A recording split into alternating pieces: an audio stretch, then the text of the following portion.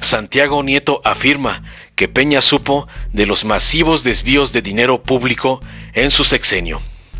Para Santiago Nieto Castillo, titular de la Unidad de Inteligencia Financiera, UIF, está claro, el expresidente Enrique Peña Nieto estuvo enterado de los mecanismos que durante su gobierno permitieron el desvío de miles de millones de pesos de recursos públicos. No había posibilidades de que el presidente no tuviera conocimiento de esta corrupción a alta escala que tuvimos en México, aseguró Nieto Castillo en una entrevista con La Jornada.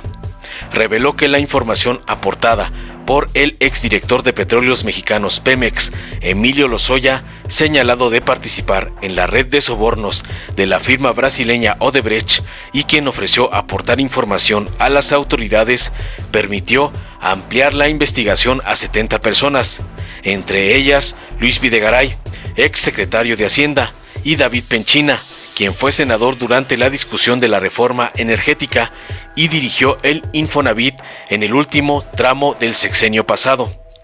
Dio a conocer que hay una nueva investigación por la venta de terrenos federales a bajo precio en Puerto Peñasco, Sonora, durante el tiempo en que Rosario Robles encabezó la Secretaría de Desarrollo Agrario, Territorial y Urbano, SEDATU, y adelantó que también se presentó una denuncia contra Luis Miranda, ex secretario de Desarrollo Social durante una parte del gobierno de Peña Nieto, por haber legado bienes inmuebles de la Comisión Federal de Electricidad al Sindicato Mexicano de Electricistas.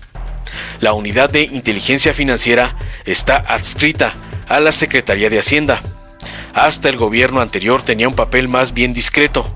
Ahora es una de las instancias claves en la estrategia del gobierno federal contra la corrupción, una de las principales políticas del gobierno del presidente Andrés Manuel López Obrador.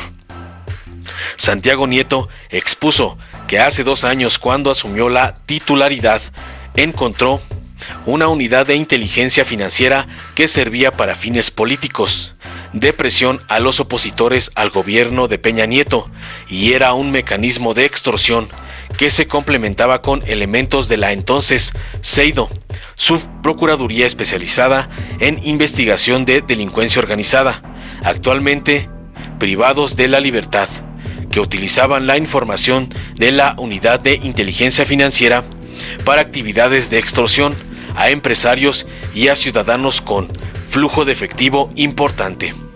Relata que encontró listas de personas que eran investigadas, entre ellas periodistas.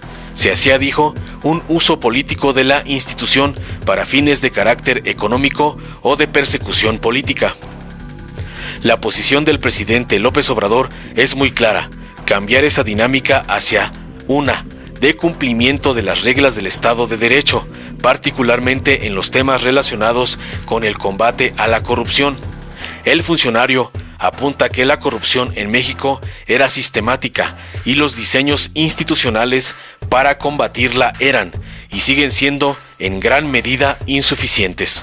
Sostuvo que el Sistema Nacional Anticorrupción acusa carencias en cuanto a la vigilancia del uso de los recursos por parte de servidores públicos y de su entorno cercano. ¿Qué ocurrió con esos listados que se hacían en la UIF sobre opositores políticos? ¿Terminaron en denuncias o solo eran para presionar? Se le cuestionó. Llegaron a presentarse denuncias ante la entonces Procuraduría General de la República. La información que hemos logrado obtener es que una buena parte de los datos que se hicieron públicos en su momento para atacar a opositores del régimen corresponde con la información que había aquí en la Unidad de Inteligencia Financiera. ¿Qué destaca de la actividad de la UIF en estos 2 años? Le preguntan. Queda clara la posición del presidente López Obrador, responde, de combatir la corrupción, tanto a gran escala como en los casos pequeños.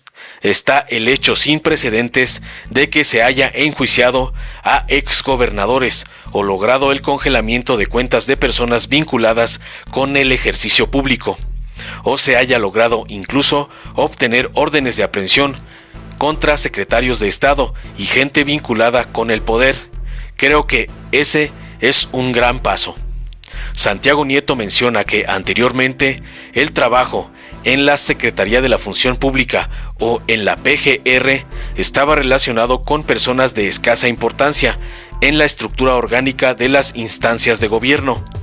Hoy en día, aseguró, se sanciona a los dirigentes que fueron, si no autores materiales, sí autores intelectuales de los actos de corrupción, entre los que cita el desvío de recursos públicos del gasto social a través de universidades estatales, conocido como estafa maestra, o el desvío de recursos de varios gobiernos estatales al PRI, la llamada Operación Zafiro, o los sobornos pagados por la brasileña Odebrecht para financiar la campaña presidencial priista de 2012.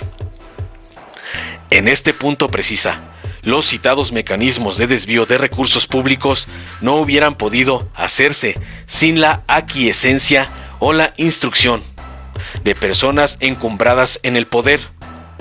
Mi hipótesis, evidentemente, es que en todos los casos Peña Nieto estaba enterado, en razón de que en un sistema presidencial como este no había posibilidades de que no tuviera conocimiento de esta corrupción a alta escala que tuvimos en México, tanto en lo que era Sedesol como en Sedatu, Pemex y la Secretaría de Comunicaciones y Transportes. ¿Las investigaciones están llegando a esos niveles tan elevados? Le cuestionan. Sí, en estos momentos tenemos un caso por la denuncia del señor Emilio Lozoya Austin. Lo que hacemos es tener un seguimiento puntual de las personas que son denunciadas. 70 personas están siendo revisadas por nosotros. Tenemos casos en los que ya hay un análisis, en otros denuncia penal, visita administrativa, bloqueo de cuentas inclusive y solicitudes ante la Fiscalía General de la República. Y así hemos estado desarrollando la investigación respecto de todas las personas involucradas en el proceso. No importa si son gobernadores o exsenadores, lo importante es que todas las personas que hayan participado en estos actos de corrupción sean sancionados por parte de las autoridades correspondientes. ¿En qué etapa de la investigación se encuentran los casos del expresidente y del exsecretario Luis Videgaray? Le preguntan. El caso de Videgaray está siendo sometido al análisis de la unidad y hemos tenido requerimientos de alguna otra autoridad, responde. En el caso del expresidente Enrique Peña Nieto, le reiteran la pregunta. También estamos analizando la información. El planteamiento del presidente Andrés Manuel López Obrador ha sido muy claro. Si encontramos cualquier tipo de irregularidad, tenemos que hacerlo del conocimiento de las autoridades competentes. ¿Qué han encontrado? Aquí no puede haber ni juicio sumario ni absoluciones sumarias. Seguimos trabajando en todos los casos para presentar la información ante la Fiscalía General de la República. En estos casos de alto impacto, ¿hay cooperación de la autoridad mexicana con sus contrapartes en otros países o es estrictamente una investigación nacional? Se le pregunta. Es una investigación supranacional. Tenemos contacto permanente con las 164 unidades de inteligencia financiera de todo el mundo, a partir del grupo Egmont, que reúne a las áreas de inteligencia financiera de los países. Además, tenemos colaboración con agencias de otros países, como Colombia, España, Reino Unido, Canadá y Estados Unidos, por conducto de la DEA y la FBI, para tener más información que sirva en el combate de las conductas delictivas que se presenten en nuestro país.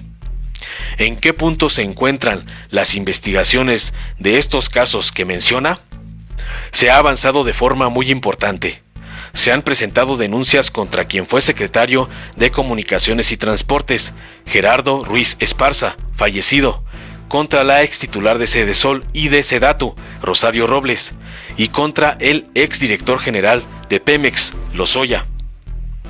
Además, se han generado ya expedientes contra exgobernadores, como los dos Duarte, Javier y César, de Veracruz y Chihuahua, respectivamente, como Roberto Sandoval, exgobernador de Nayarit, Todo esto se encuentra ya en las fiscalías locales y en la Fiscalía General de la República y se ha logrado la obtención de órdenes de aprehensión. Vamos a seguir trabajando para que más casos lleguen ante los tribunales. La Unidad de Inteligencia Financiera sirve para combatir la corrupción, pero también la impunidad, para que los responsables lleguen ante los tribunales, sea por vía de la justicia administrativa o penal. Sobre el tema del desvío de recursos públicos mediante universidades estatales, conocido como estafa maestra, ¿qué nuevos elementos hay en la investigación?, le preguntan. Primero, encontramos 105 contratos que fueron puestos a disposición de esta unidad por la Secretaría del Bienestar. También hemos trabajado con la CEIDO, 43 contratos en los que se puede ver la misma tipología. Generación de empresas fachada que son subcontratadas por las universidades para hacer entrega de documentos, los trabajos supuestamente encargados que en ocasiones se repiten universidad por universidad para obtener el dinero. Esos recursos iban a las campañas electorales y al patrimonio de los servidores públicos, incluyendo evidentemente a Emilio Cebadúa, Ramón Sosamontes y Rosario Robles, quienes están involucrados en el ámbito de la SEDATU. Hay un tema de venta a menor precio de terrenos federales a particulares en Puerto Peñasco, Sonora. También tenemos el mismo proceso de la estafa maestra en Pemex durante la administración del señor Lozoya, quien recibe a Pemex con pérdidas anuales de 40,000 millones de dólares y lo deja con pérdidas anuales de 100,000 millones de dólares. Es la peor administración en la historia de Pemex, y esto, como lo ha dicho el presidente, era una política encaminada a destruir a la empresa pública para beneficio particular de la gente relacionada con el presidente Peña Nieto. ¿Qué ocurrió con el caso de Ruiz Esparza? Se presentó la denuncia ante la FGR. Evidentemente, el señor Ruiz Esparza falleció, pero continúa la investigación en contra de sus familiares y sus círculos más cercanos. ¿Y el Sindicato Mexicano de Electricistas? También hay denuncias en la Secretaría de la Función Pública y en la FGR por temas vinculados con corrupción política, por el regalo que hace Luis Miranda, ex secretario de Desarrollo Social, ex diputado y cercano colaborador del presidente Peña, al Sindicato Mexicano de Electricistas, de inmuebles que eran propiedad de la Comisión Federal de Electricidad. ¿Qué otras prácticas se han encontrado?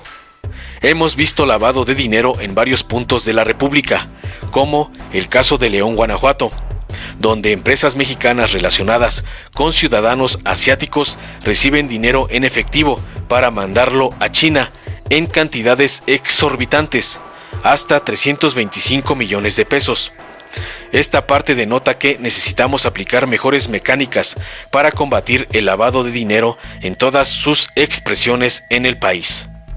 ¿Qué avance hay sobre el combate a las facturas de las factureras y a las empresas de outsourcing?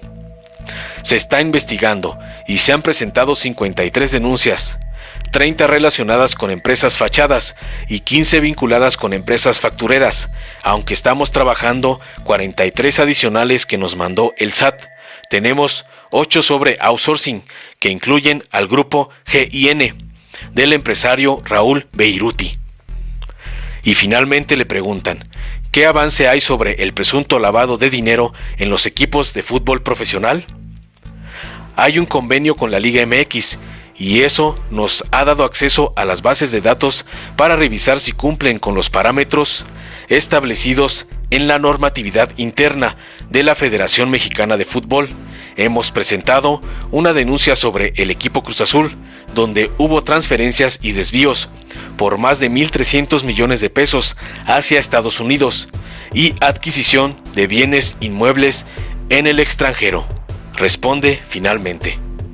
Informó Mr. Politicón. Nos vemos el próximo video. Si te gustó, dale like, compártelo, suscríbete y activa la campanita para recibir las notificaciones de nuestro canal.